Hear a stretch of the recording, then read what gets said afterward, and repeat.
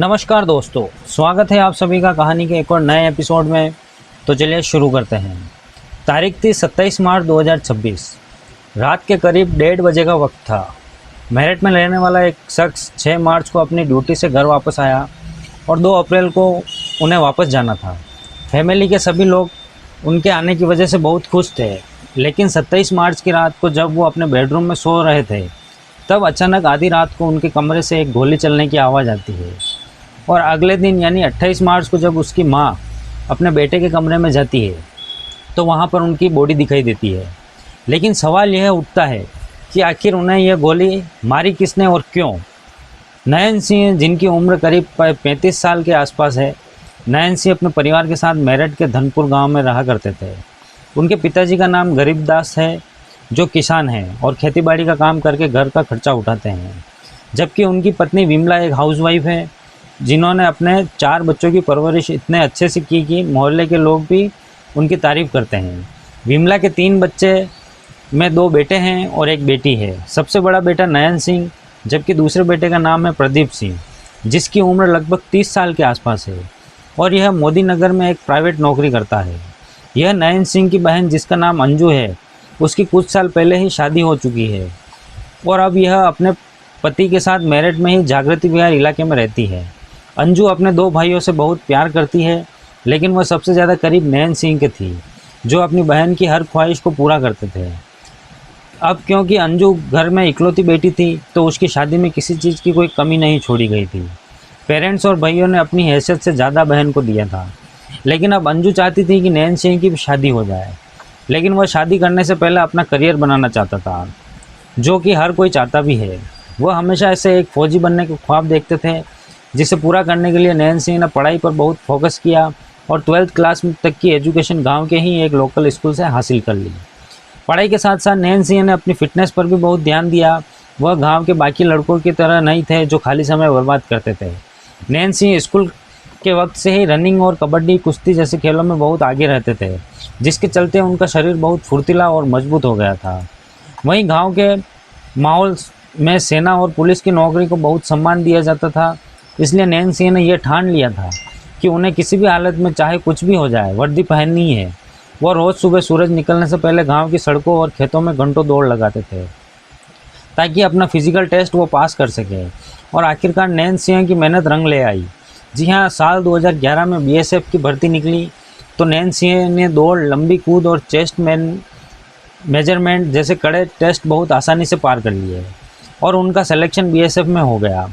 परिवार को जब ये बात पता चली तो हर कोई बहुत खुश हुआ। एक तरफ जहाँ नयन सिंह को लग रहा था कि उनका जो सपना है वो पूरा हो गया है, तो वहीं पेरेंट्स को भी इस बात की खुशी थी कि अब पूरे गांव में उनकी इज्जत, उनका मान सम्मान और बढ़ जाएगा। कुछ दिन बाद नयन सिंह बीएसएफ की ट्रेनिंग के लिए घर वालों से विदा लेकर ट्रेनिंग कैंप पहुँच जाते हैं, जहाँ उन्हें रोज़ सुबह 3:30 से 4 बजे उठ जाना पड़ता था। ट्रेनिंग में देरी होने पर सज़ा दी जाती थी, जिसमें कंकड़ पत्थरों पर रेंगना या भारी वजन उठाकर दौड़ना शामिल था। नयन सिंह को इंसान्स और AK-47 जैसे हथियारों को खोलना, जोड़ना और अंधेरे में भी उन्हें सही से चलाना सिखाया गया। साथ ही उन्हें 20 से 25 किलो का भारी भरकम बैग पीठ पर लाद कर और हाथ में राइफल लेकर ऊंची दीवारें फांदनी पड़ती थी और कांटीले तारों के नीचे से रेंगना पड़ता था। ट्रेनिंग के दौरान उन्होंने आंसू गैस के चैम्बर में भेजा जाता था, ताकि वह गैस मास्क का इस्तेमाल करना अच्छे से सीख सके। अपने घर और पेरेंट्स से करीबन 9 महीने से 11 महीने तक दूर रहे नयन सिंह के लिए वाकई बहुत मुश्किल था, क्योंकि उस दौरान बातचीत भी ज़्यादा नहीं हो पाती थी। लेकिन जैसे ही उसकी ट्रेनिंग पूरी हुई, नयन सिंह सीधे अपने घर चले आए और परिवार को बताया कि उनकी पहली ज्वाइनिंग पश्चिम बंगाल में हुई है। उन्होंने अपनी शुरुआत साल पश्चिम बंगाल के बॉर्डर एरिया में गुजारे, जहाँ बीएसएफ के जवानों को अक्सर घने जंगलों, नदी वाले इलाकों और कटीले तारों वाली सीमाओं पर तैनात किया जाता है। पहली ज्वाइनिंग के दौरान नयन सिंह की जिम्मेदारी घुसपैठ को रोकना, कैटल स्मगलिंग पर लगाम लगाना और बॉर्डर पार से होने वाले अपराधों पर नज़र रखना था। हालांकि वहाँ की उमस भरी गर्मी और दलदले इलाकों में ड्यूटी करना यह वाकई में बहुत मुश्किल था, लेकिन नयन सिंह ने अपनी मेहनत से वहाँ के माहौल में खुद को पूरी तरह से ढाल लिया था। वो एडजस्ट हो चुके थे। इधर परिवार अब उनकी शादी करना चाहता था, क्योंकि बेटा सेटल हो चुका था। इसलिए उन्होंने नयन सिंह के लिए लड़की देखना शुरू कर दिया और तब उन्हें एक लड़की के बारे में पता चलता है, जिसका नाम होता है कोमल, जो मूल रूप से फाजलपुर ज़िले की रहने वाली थी। कोमल ज़्यादा पढ़ी लिखी तो नहीं थी, लेकिन वह घर के कामों को संभालने में बहुत अच्छी थी। इसलिए परिवार ने कोमल को अपनी बहू बनाने का फैसला कर लिया और साल 2012 में नैन्सी और कोमल की शादी हो जाती है। एक तरफ जहां कोमल दुल्हन के लिबास में है, तो वहीं नैन्सी भी सर पर पगड़ी पहन रखे हैं। दोनों काफ़ी अच्छे लग रहे हैं और अपनी ज़िंदगी की यहाँ से नई शुरुआत करने वाले थे। पूरे परिवार में खुशी का माहौल था और सभी नई बहू के आने पर उसका धूमधाम से स्वागत करते हैं। सब लोग बहुत खुश थे। कोमल आते ही पूरे घर की रिस्पॉन्सिबिलिटी अपने कंधों पर उठा लेती है और किसी को भी कोई शिकायत का मौका नहीं देती है। कुछ दिन तक साथ रहने के बाद नैन्सी वापस अपनी ड्यूटी पर चले जाते हैं और साल में सिर्फ 2 या 3 बार ही कुछ दिनों के लिए अपने घर वापस आते थे। हालांकि उनकी कोमल से बातचीत हर रोज़ होती थी। इस तरह वक्त आगे बढ़ता है और कोमल ने नैन्सी ने 2 बच्चों के पेरेंट्स बन जाते हैं, जिसमें एक बेटी थी और एक बेटा था। परिवार में सब कुछ ठीक चल रहा था। इसी दौरान आता है साल 2026।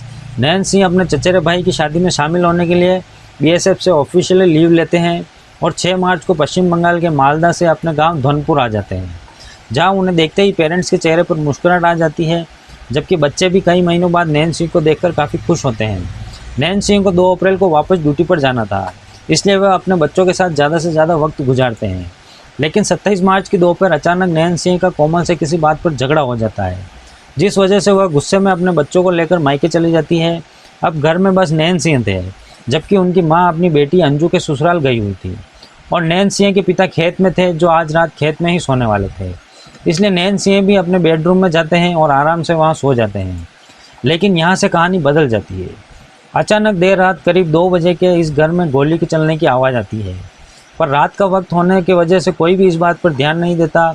जिन लोगों के कानों तक ये आवाज़ पहुँचती भी है तो उन्होंने इसे इग्नोर कर दिया, क्योंकि कोई सोच ही नहीं सकता था कि किसी के घर में गोली चल सकती है। अब सुबह हो जाती है और पिता जैसे ही खेत से वापस आते हैं तो देखते हैं कि नैन्सी अभी तक अपने कमरे से बाहर नहीं आए हैं। उन्हें लगता है कि बेटे को आराम करना देना चाहिए, इसलिए वह उन्हें उठाते भी नहीं हैं। दोपहर के वक्त नैन्सी की माँ अंजू घर पर वापस आती है और घर में सन्नाटा देखकर जब नैन्सी के कमरे में दाखिल होती है तो उनके पैरों तरह ज़मीन खिसक जाती है, क्योंकि बेड पर नैन्सी की बॉडी पड़ी हुई थी, जिनके सर पर गोली मारी गई थी। यह देखकर माँ चीखना चिल्लाना शुरू कर देती है और मदद के लिए पड़ोसियों को बुलाती है, जो यहाँ आकर नैन्सी को उठाते हैं और उन्हें हॉस्पिटल लेके जाते हैं। लेकिन तब तक बहुत देर हो चुकी थी, इसलिए डॉक्टर उन्हें बता देते हैं कि अब ये इस दुनिया में नहीं रहे। अब पुलिस को भी इस वारदात की जानकारी दी जाती है।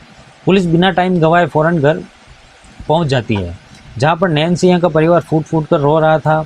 वहीं कोमल को जब पता चलता है कि उसके हस्बैंड हैं, यानी कि नैन्सी इस दुनिया से चल बसे हैं, तो वो अपने दोनों बच्चों को लेकर मायके से ससुराल आ जाती है और ज़ोर ज़ोर से वहाँ भी रोना शुरू कर देती है। ससुराल वाले किसी तरह कोमल को संभालने की कोशिश करते हैं, लेकिन उसे नैन्सी के जाने का गहरा सदमा लगता था। लेकिन अब सवाल यह उठता है कि आखिरकार नैन्सी को मारा किसने और क्या वजह थी। यह बात देखिए पुलिस भी जानना चाहती थी, इसलिए वह घर वालों से पूछती है कि क्या उन्होंने किसी बात पर डाउट है। तो वह अपने पड़ोसियों का नाम लेते हैं और पुलिस को बताते हैं कि उनके पड़ोसियों में रहने वाला महेश के साथ ज़मीन की जो बाउंड्री है उसको लेकर काफ़ी टाइम से झगड़ा चल रहा था। कुछ दिन पहले महेश की नैन्सी के परिवार के संग यहाँ तक कि कहासुनी भी हो गई थी और महेश ने देख लेने की धमकी भी दी थी। इसलिए गरीबदास को लगता है कि शायद इसी रंजिश के चलते वह महेश ने अपने तीनों बेटों के साथ मिलकर नैन्सी को गोली मार दी है। उनकी बात सुनकर पुलिस डाउट के आधार पर महेश के साथ साथ उसके तीनों बेटों को पूछताछ के लिए थाने बुलाती है और उनसे पूछती है कि क्या उन्होंने ही नैन्सी को मारा। इस पर वह साफ मना कर देते हैं कि उसमें इनका कोई हाथ नहीं है। यह देखकर पुलिस अपना सख्त रवैया अपनाती है, लेकिन घंटों की पूछताछ के बाद भी कोई सफलता नहीं मिलती। इतने में अब पोस्टमार्टम रिपोर्ट भी सामने आ जाती है, जिसमें लिखा था कि नैन्सी की जान सर में गोली लगने की वजह से हो गई है। उन्हें बहुत करीबी से गोली मारी गई थी, जो उनके सर के पिछले हिस्से में लगी थी और दिमाग के अंदरूनी हिस्से जो थे वो पूरी तरह से डैमेज हो गए थे। साथ ही रिपोर्ट में डेट ऑफ टाइम लिखा था 27 मार्च के लगभग 1:30 बजे से 2 बजे के बीच बताया गया था, जबकि पुलिस को खबर अगले दिन यानी 28 मार्च को मिली थी। रिपोर्ट देखने के बाद पुलिस इतना तो समझ गई थी कि यह किसी पेशेवर शूटर या बहुत ही करीबी इंसान का काम है, जिसने चुपचाप कमरे में घुसकर इस वारदात को अंजाम दिया है। लेकिन वह यह कौन है, यह जानना भी अभी बाकी था। पुलिस महेश से और उसके बेटों से काफ़ी देर पूछताछ करती है, इन्वेस्टिगेशन करती है, लेकिन वह हर बार यही कहते हैं कि उनका इस मामले में कोई हाथ नहीं है और ना ही पुलिस को उनके खिलाफ कोई सबूत मिलता है। अब यहाँ तक कि बाकी पड़ोसियों से भी बातचीत करने के बाद भी पुलिस को पता चलता है कि यह चारों तो उस रात अपने घर पर थे ही नहीं। इसलिए पुलिस उन्हें आज़ाद कर देती है और असली मुजरिमों को पकड़ने में जुट जाती है। और जब गांव के रास्तों में लगे हुए सीसीटीवी कैमरों को खंगाला जाता है तो उसमें एक वाइट रंग की स्विफ्ट कार घूमती हुई दिखाई देती है, जो देर रात गांव में दाखिल हुई और वारदात के समय के आसपास ही गांव से बाहर निकली थी। साथ ही घर के पास लगे कैमरे में 4 युवक दबे पांव नए सिंह के घर की दीवार की तरफ जाते हुए दिखाई दिए, जिससे यह साफ हो गया कि बाहर से दीवार फांदकर ये घुसे थे। लेकिन यह थे कौन, यह जानने के लिए पुलिस सबसे पहले कार के मालिक के बारे में जानने की कोशिश करती है और तब उन्हें पता चलता है कि यह कार गुलशन नाम के एक शख्स के नाम पर रजिस्टर्ड है। पुलिस अब नैन सिंह के घर वालों से गुलशन के बारे में पूछती है, जिस पर वह उन्हें बताते हैं कि गुलशन नैन सिंह की सगी मौसी का बेटा है, जिस पर वह बहुत ट्रस्ट करता था। अभी कुछ दिन पहले उन दोनों की किसी बात को लेकर लड़ाई हो गई। यह जानने के बाद पुलिस का डाउट कहीं ना कहीं गुलशन पर ही जाता है, इसलिए अब वह उसे पकड़ने में जुट जाती है और 3 अप्रैल को घेराबंदी करके आखिरकार गुलशन को पकड़ लेती है, जिसके बाद उसे थाने लाया जाता है। और जब पुलिस गुलशन से नैन सिंह को मारने की वजह पूछती है तो वह कोमल का नाम लेता है। जी हाँ, उसकी पत्नी नैन सिंह की जो वाइफ है, जिसके साथ गुलशन का अफेयर चल रहा था। वो पुलिस से कहता है कि नैन सिंह को मारने में वह अकेला शामिल नहीं है, बल्कि कोमल भी उसके साथ थी। यह सुनते ही पुलिस कोमल के नंबर की सीडीआर निकलवाती है, यानी कि कॉल डाटा रिकॉर्ड्स जो होता है उसे निकलवाती है, जिसमें पुलिस को एक ऐसा नंबर मिलता है जिससे कोमल की हर रोज़ बात होती थी। वो नंबर किसी और का नहीं बल्कि गुलशन का था। साथ ही 27 मार्च की रात को भी उसने गुलशन के पास ढेरों मैसेजेस किए थे, कई सारे कॉल्स किए थे। यह जानने के बाद अब पुलिस को ट्रस्ट हो जाता है कि इस मामले में कोमल का भी बराबर हिस्सेदारी है, इसलिए अब पुलिस भी उसे अरेस्ट कर लेती है और अब दोनों को सामने बैठाकर सवाल जवाब करना शुरू करती है। पुलिस कोमल से पूछती है कि उसने अपने पति की जान क्यों ली। तब वह यह कहती है कि मैं तो उस रात अपने घर पर ही थी ही नहीं, मुझे नहीं पता है कि यह सब किसने और क्यों किया। यहाँ तक कि वो गुलशन को भी पहचानने से इनकार कर देती है। पर पुलिस कोमल की चालाकियाँ भाप चुकी थी, उनके पास कॉल डिटेल थी, प्रूफ थे, इसलिए वह कहती है कि सब सच बता दो, वरना सच उगलवाने के दूसरे तरीके भी पुलिस के पास हैं। इतना सुनते ही कोमल डर जाती है और एक ऐसी हैरान कर देने वाली कहानी सुनाती है जिससे सुनकर हर कोई दंग रह जाता है। जी हाँ, वो पुलिस को बताती है कि साल 2012 में उनकी नैन सिंह से शादी हुई थी, लेकिन वह ज़्यादातर टाइम ड्यूटी पर ही रहते थे और जब घर आते थे तो शराब पीकर कोमल के साथ मारपीट करते थे, जिस वजह से वो काफ़ी परेशान रहती थी। ऐसे ही एक दिन जब वो कोमल को मार रहे थे तब अचानक गुलशन वहाँ पहुँच गए थे और उसने नैन सिंह को समझाया कि वो कोमल के साथ मारपीट ना किया करे, वो उनकी पत्नी है। बस गुलशन की यही बात कोमल को पसंद आ गई और इस तरह से दोनों के बीच की दोस्ती का रिश्ता शुरू हो गया।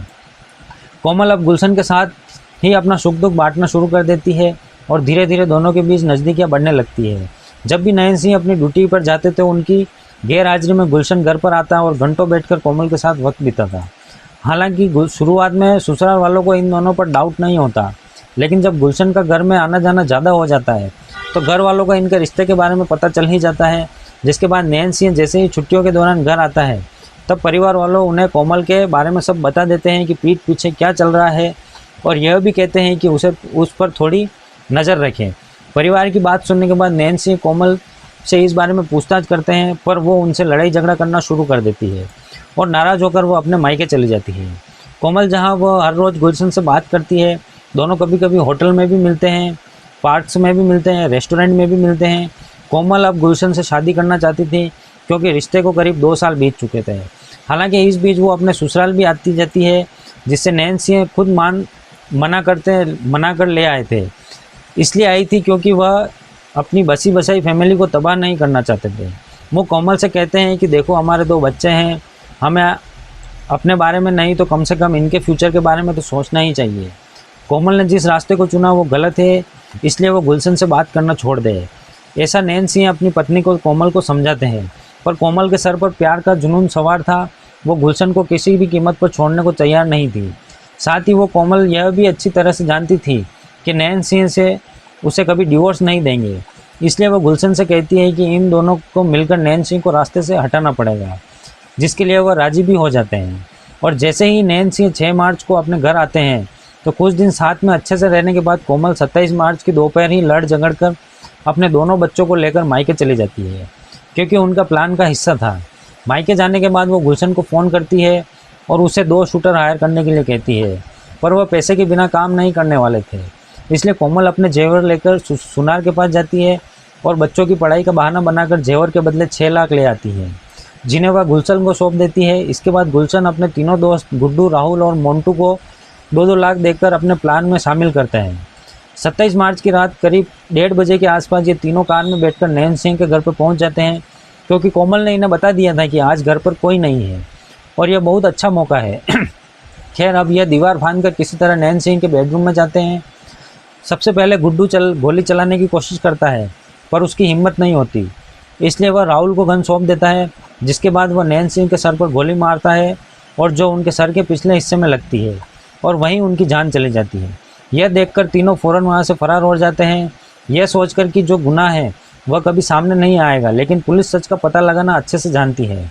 फिलहाल पांचों आरोपी जेल में हैं, लेकिन इन्हें क्या सज़ा मिलती है यह तो आने वाला टाइम ही बताएगा।